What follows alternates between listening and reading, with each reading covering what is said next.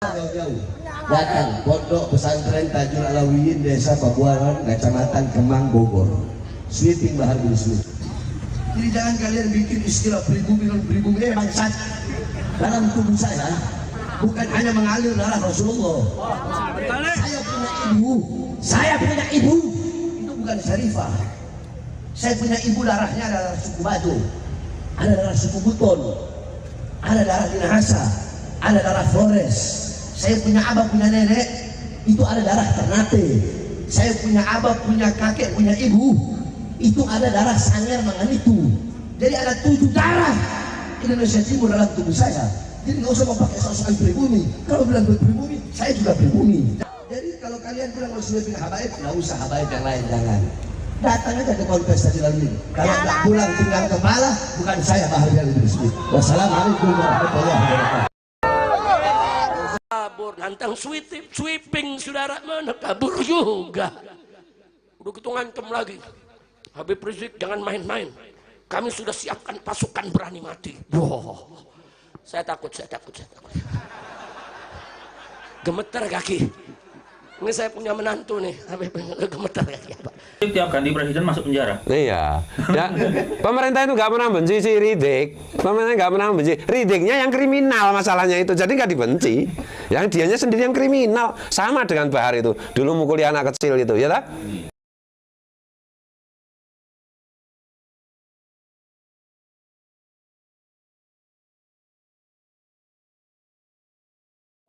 Kita tantang, mereka mau sweeping di mana? Saya umumkan jadwal saya. Ini jadwal di Jawa Barat, ini jadwal di Jawa Tengah, ini jadwal di Jawa Timur, ini jadwal saya di Madura, ini jadwal di Lombok. Ayo, di mana mereka mau sweeping kita? Ayo.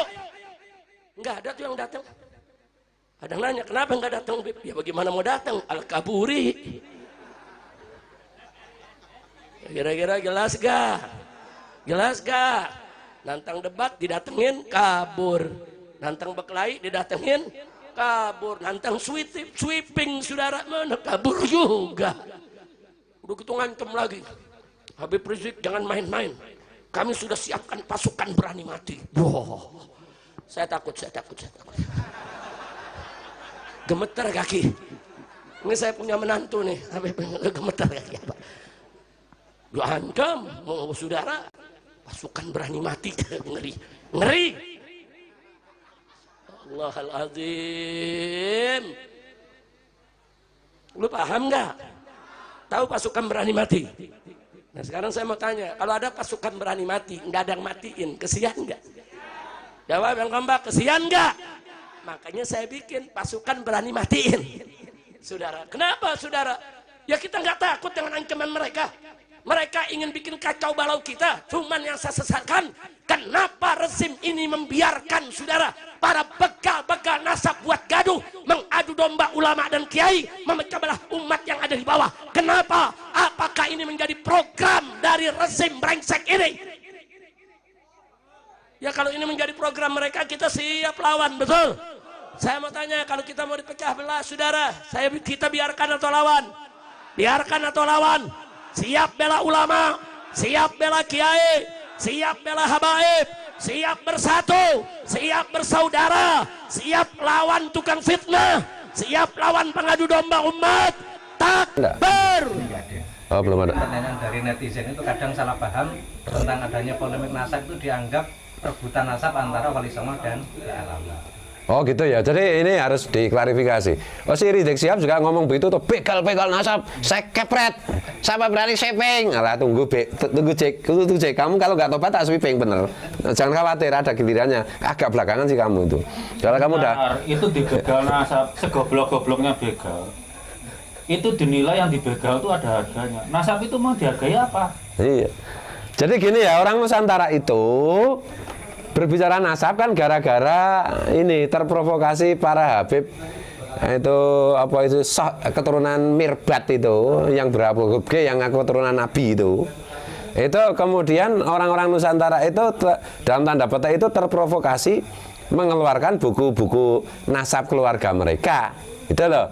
Jadi sejak dulu bagi putra-putri bangsa Nusantara keturunan siapa, anak siapa, haplogrupnya apa itu nggak pernah kita persoalkan, nggak penting. Buktinya apa? Ya kiai-kiai NU itu semua jadi kiai, semua punya jenenge santri, berpengaruh di masyarakat, bermanfaat bagi masyarakat secara umum tanpa pernah menyebutkan apa itu jenis nasab maupun nenek moyangnya gitu. Jadi termasuk misalnya orang-orang keturunan orang Nusantara keturunan Wali Songo, itu sebenarnya itu ngomong keturunan Wali Songo dalam rangka apa itu jenis meluruskan nasab si Rizik Syihab dan kawan-kawan itu yang ngaku keturunan Nabi mau ngepret itu, gitu. Oh gitu ngepret apanya yang bisa dikepret beb. Jadi gitu ya. Jadi sekarang kalau ada orang ngeyel, kalau udah dikasih fakta, data, argumen ilmiah rasional masih ngeyel, sebut aja dia Habib, kasih gelar Habib. Oh iya, iya. Gitu. Orang yang tetanggamu udah salah ngeyelan, panggil aja. Ngeyelan, tukang nipu, tukang eksploitasi, marah megalomania terhadap rasnya sendiri, kelompoknya sendiri, panggil Habib saja itu. Karena Habib memang identik dengan itu ya. Iya sekarang. Lagi Rizik Syihab tuh benar-benar ngengkel loh. Iya. Iya, tiap presiden masuk penjara. Tiap ganti presiden masuk penjara, kalau nggak ngengkel apa coba? Ya tapi kasihan sama Rizik Syihab sekarang saya. Masanya kan nggak banyak. Dia nggak bisa bikin 212 lagi kan. Karena nggak ada yang datang. Kemarin datang itu karena masih husnudzon si Rizik itu keturunan Rasulullah, ternyata haplogrupnya G. Nggak usah mau ngepret, nggak usah mau ini lawan ente, nggak usah tes DNA aja Rizik kalau berani. Bayari. Nah, bayari umumkan, dah selesai. Kalau Gus Fuad tes DNA nanti di mana hilang, sebentar lagi kita publish, jangan khawatir gitu. Ini ternyata belum selesai. Saya kemarin bilang selesai di Family Tree, ternyata itu data lengkapnya belum selesai. Nah, tak umumkan siapa saya, itu keren. Tuh loh. Jadi ini bukti bahwa kita itu tidak membegal nasab, tidak mengklaim nasab, enggak. Yang mencuri nasab itu kan si Rizik Syihab dan kawan-kawannya itu ngaku keturunan Nabi padahal bukan. Betul loh, berputar-putar pakai ilmu kitab nasab yang jenis dari kelompok mereka sendiri.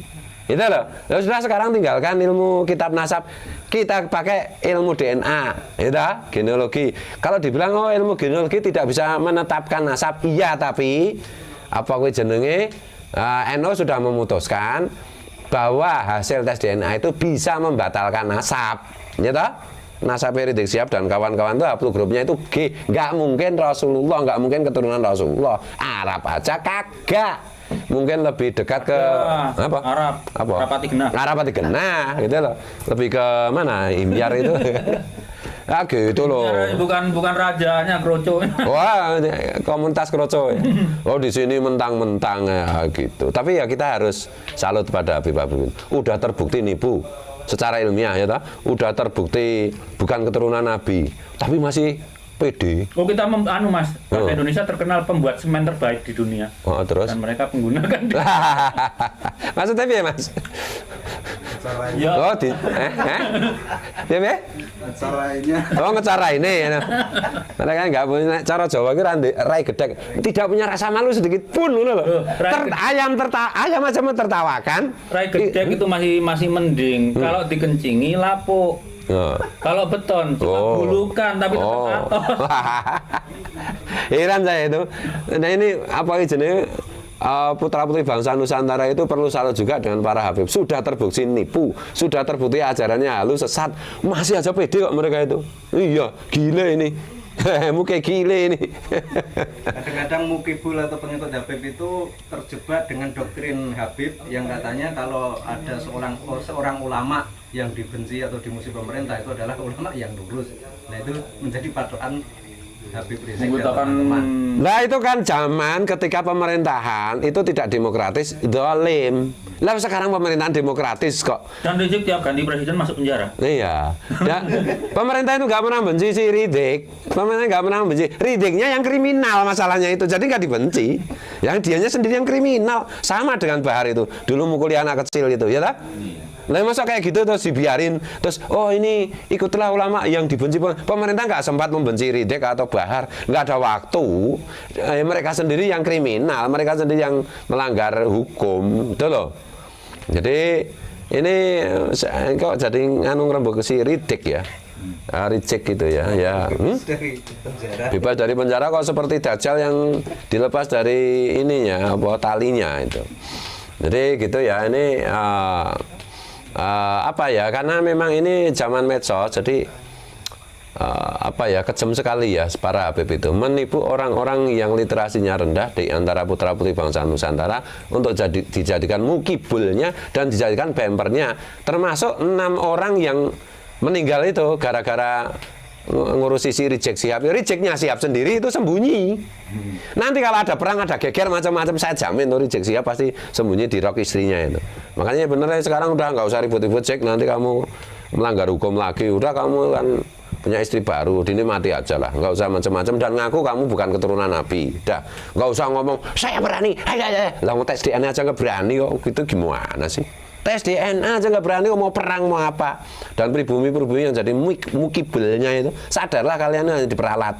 Mereka itu parasit. Gitu.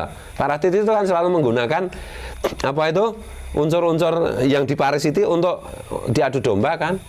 Ya gitu loh, jangan mau. Makanya saya nggak nanggapi itu pribumi-pribumi apa itu putra-putri bangsa Nusantara yang jadi mukibulnya itu nggak terlalu saya tanggapi. Kenapa? Karena bukan itu masalahnya. Mereka itu ya mungkin karena bodoh, mungkin karena duit. Nah itu tak? Ya Muhyiddin ini udah telanjur lah. Saya berdoa aja anak-anaknya pinter. Dulu Rasulullah juga nggak bisa meyakinkan Abu Jahal, tapi keriman jadi orang beriman. Nah, semoga para mukibin anak-anaknya cerdas. Jadi pintar, jadi sadar bahwa telah tertipu gitu ya. Gitu ya. Oh ya. Doakan yang baik lah. Ya kalau kembali ke soal prestasi itu ya. Nah, sekarang katanya Yaman tuh wali, katanya Yaman itu penuh ulama. Lalu saya kira karena begini, Indonesia itu kan memproduksi banyak juara tahfidzul Quran 30 juz, 10 juz, 15 juz, 20 juz gitu. Satu diantaranya itu nggak ada yang Habib loh. Tidak satu pun dari Habib itu nggak ada. Itu memang goblok berarti kan itu.